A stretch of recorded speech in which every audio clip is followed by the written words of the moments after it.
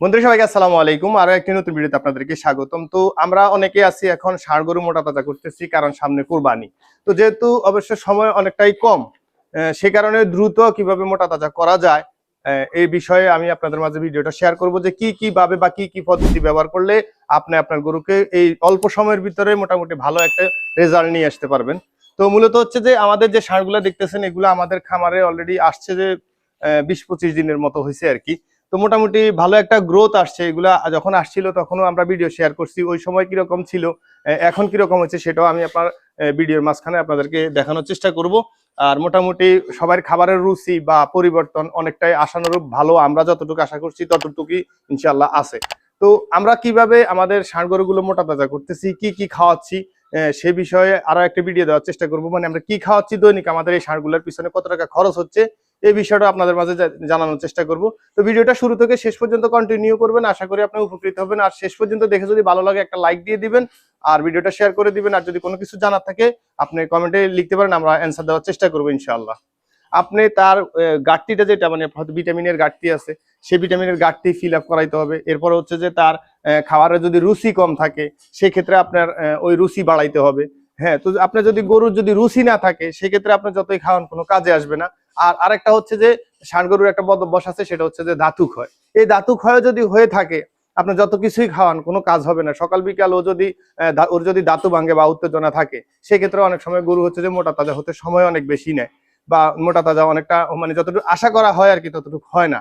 তো মূলত হচ্ছে আমি আজকে আপনাদের মাঝে 3টা প্রোডাক্ট শেয়ার করব। এগুলো যদি ইনশাল্লাহ ব্যবহার করেন প্রত্যেক সপ্তাহে, সেক্ষেত্রে আমি মনে করি যে আপনার গরু দ্রুত মোটা তাজা হবে।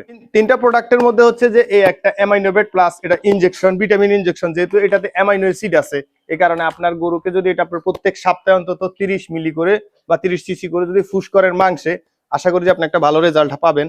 আর হচ্ছে যে ক্যাটাপটস আপনি যদি ফুস করেন 30 সিসি করে প্রত্যেক সপ্তাহে, সেক্ষেত্রে হবে যে আপনার ক্যাটাপটসের কারণে ওর খাবারের রুচি বেড়ে যাবে, আর ও যেটা খাবে ওটা তার শরীরে ভালোভাবে লাগবে।